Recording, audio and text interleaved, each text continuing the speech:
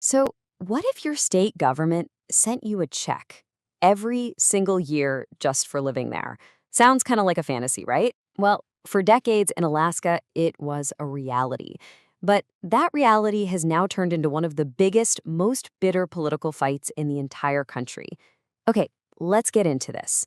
It's a story about oil, wealth, what some call broken promises, and a multi-billion-dollar question that has truly divided America's last frontier.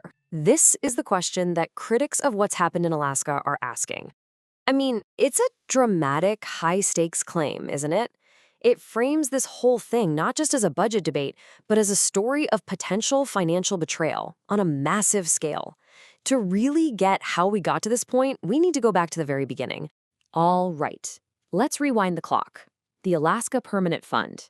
It was born from a really idealistic and frankly pretty smart vision. See, when oil money started just flooding into the state, some leaders got worried and wanted to make sure that this temporary wealth would actually benefit Alaskans for generations to come. Then Governor Jay Hammond had this specific fear he called the Alaska Syndrome. He was worried that politicians would just do what politicians sometimes do, spend all that oil money on pet projects, and then leave absolutely nothing behind once the wells eventually ran dry. So the permanent fund was his answer. It was a way to save that wealth and, crucially, to give every single citizen a direct stake in the state's resources. You know, the original plan was beautifully simple. First, you take a chunk of that temporary oil money and put it into a permanent fund, a giant savings account. Second, you invest the core of that fund, the principal, and you never ever spend it. Third, you pay a dividend to every Alaskan from the earnings the fund makes. And fourth, you smooth out those payments by using a 5-year average of the fund's income. This thing, the Permanent Fund Dividend, or PFD, it wasn't just a handout. No, it was designed to create a powerful force for smart spending. And for decades, this system worked. Alaskans got their check every year based on that formula set in law. But then, 2016 happened. The state was facing a massive budget hole, and everything changed. This is where you can really see the break. In 2016, the original laws said the payment should have been about $2,000. The actual payment, just over $1,000. Fast forward to 2024, the law would have delivered a dividend of almost $4,000. What people actually got was just over $1,700. So where did the rest of that money go? Well, in that first year alone, the state moved $666 million from the dividend program to help fund the government. This wasn't some minor tweak. It was a fundamental shift in how Alaska's oil wealth was being used, and it basically lit the fuse for a massive political fight that's still raging today. And that one single action created two completely different realities.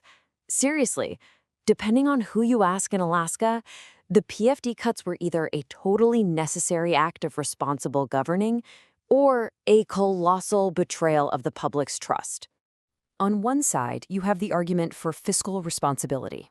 The logic goes like this. Oil prices were down, the state was facing an impossible choice. So you either gut essential services, think schools, police, roads, or you reduce the PFD to help balance the budget.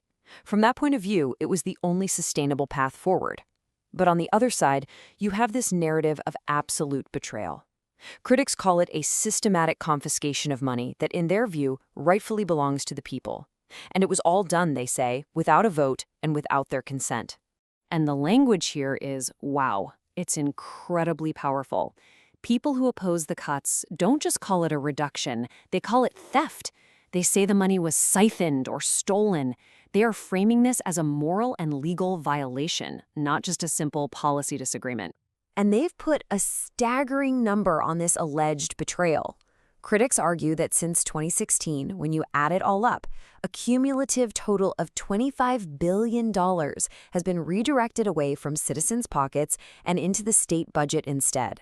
This trend becomes even more clear when you look at it from an individual person's point of view.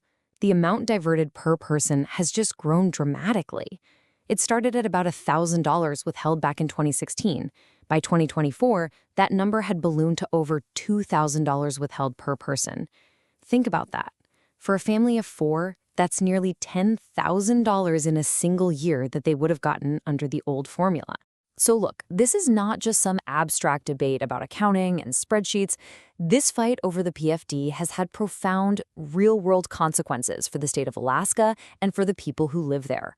In fact, one analysis found that these dividend cuts have been, and I'm quoting here, by far the costliest measure for Alaskan families when it comes to reducing their household income. And this hits low-income families and people in rural communities the hardest. The very people who often rely on that dividend just to make ends meet. And the long-term stakes, they're enormous. This endless battle has absolutely shredded public trust in government.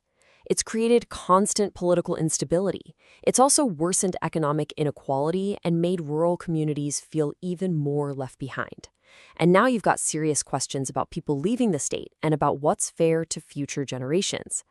What was once this great unifying force has become a source of deep, deep division. Now, to try and create some kind of stability, the state adopted a new framework in 2018. It's called the Percent of Market Value Draw, or POMV. The idea is each year you withdraw a set percentage of the fund's total value. Then, the legislature has to decide how to split that money up between government services, dividend payments, and putting some back into savings. This means the dividend is no longer automatic. It is now part of an annual political tug-of-war. So all of this, it brings us right to the fundamental, totally unresolved question that is going to define Alaska's future for decades.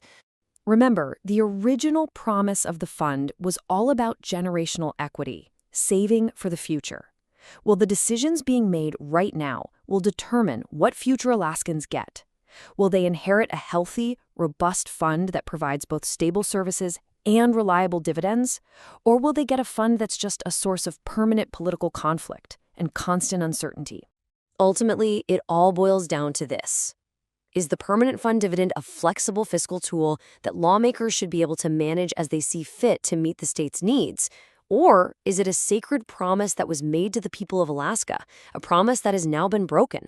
There is no easy answer here, and how Alaskans eventually solve that question is going to shake their state's destiny.